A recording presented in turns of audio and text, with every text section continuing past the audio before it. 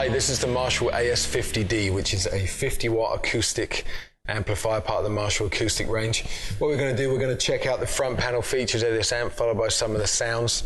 We're going to take a look at the built-in effects within the amp, and then towards the end of the demo, we're going to have a look at the rear panel of the amp. So starting having a look at the front panel going left to right. Firstly, you've got channel 1. This is a 2-channel acoustic amp. On channel 1, you've got volume, bass and treble, and that's where I'm plugged into at the moment. Then next to that, you've got channel 2, which in essence is the same kind of thing, but you've got some different features on there. Firstly, you've got an auxiliary input, so you can run an MP3 or CD player into the amp as well. Then you've got a microphone XLR input just here, your regular input for your guitar, and then you've got pretty much what you've got on channel 1, which is volume, bass and treble. After that, you've got your built-in effects section, starting with the chorus. Firstly, you've got the selection for having the chorus either on channel 1 or channel 2 with these buttons just here. Then you've got the speed and depth of the chorus itself. Then next to here, you've got a balance control for the reverb. So you can balance the reverb between the two channels, channel 1 and channel 2. Next to that, you've got the reverb control itself, which we'll look at in a little more detail in a little while. Then you've got your anti-feedback section at the end. If you're getting some unwanted feedback and resonance from your acoustic when you're plugged into this amp, you can control it from here. You've got a frequency sweep to find the right frequency that's making all the feedback. You've also got a phase switch to reverse the phase of the signal. That sometimes helps getting rid of feedback. And underneath, you've got a button for the notch to change where the frequency is sweeping. You can sort of notch that to a different level. So you should be able to find a place to get rid of all that unwanted feedback. At the end there, you've got your master volume followed by your power switch. So what we're going to do, we're going to get some sounds going. As I said, I'm plugged into to channel 1 just here, and with everything set, I've set the volume at just over 1/3. I've got the bass on just over 1/2 and the treble on about 2/3. You get this kind of sound. Just to let you know, for reference, the EQ on my acoustic here, I've set everything flat.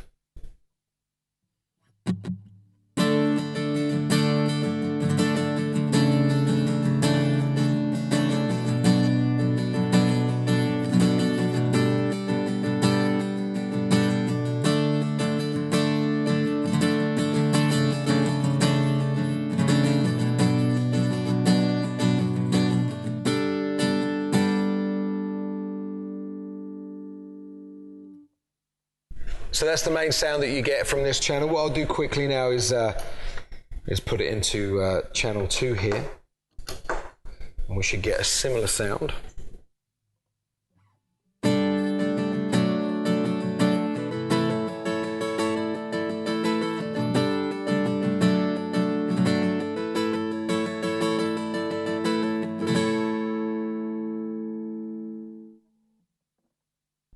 Alright, so that gives you an idea of the sounds that you can get from this amp. What I'm going to do is I'm going to plug back into channel 1 here. The idea obviously behind having 2 channels on an acoustic amp like this is so if you wanted to plug your guitar into channel 1 and you wanted to run some backing tracks into channel 2 along with perhaps a microphone, if you're doing some singing, then you don't need a PA. You can do everything all with this amp, so it makes it incredibly versatile. Moving on to the effects section now. I'm back in channel 1. So what I'm going to do for the chorus, I've set the speed and the depth at about 12 o'clock, about halfway for each. I'm just going to engage this button here, which says channel 1 next to it. So that will now send the chorus to channel 1. And so that will change the sound that we had earlier to this kind of thing.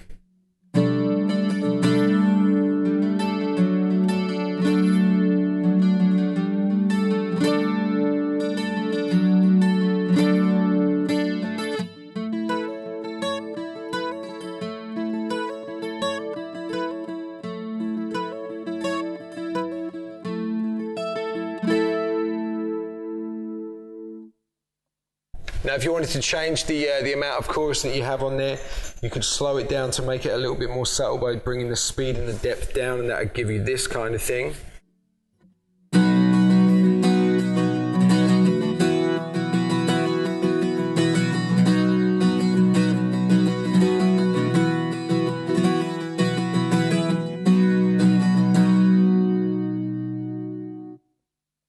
Or if you wanted a lot more of that chorus, if you wanted to make it really kind of dynamic, turn each one up to about 3/4 and you get this kind of thing.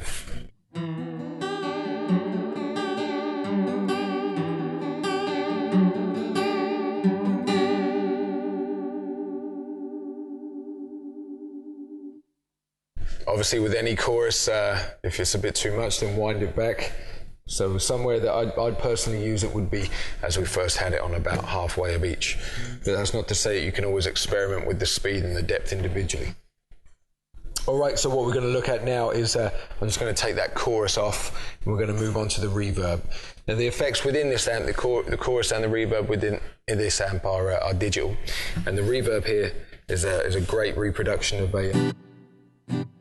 somewhere like a mix of a plate and maybe a hall type reverb, you know? So bringing the reverb on to about 1/3, you get this kind of thing.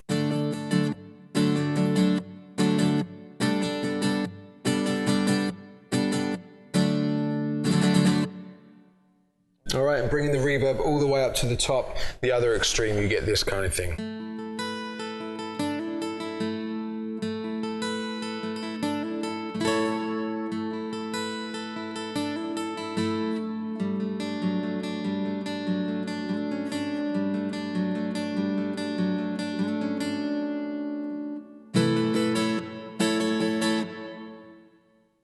So you can hear there's a lot of reverb in there.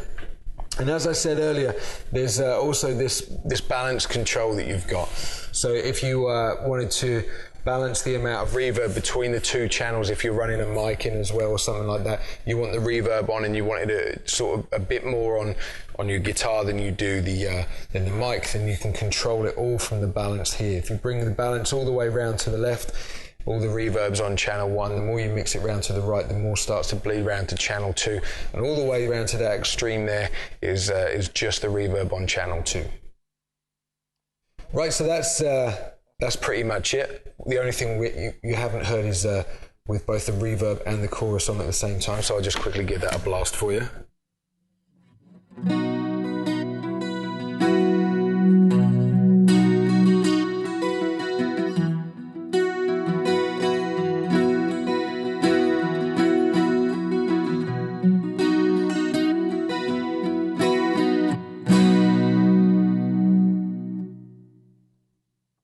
So that's it, that's the Marshall AS50D. What we're going to do now is we're going to check out the rear panel of this amp.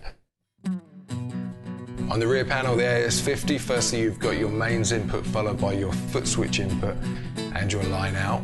You have a DI out with an XLR socket. Then you've got your effects loop, send and return. For more information on this amp and others in the Marshall acoustic range, please visit your local Marshall dealer.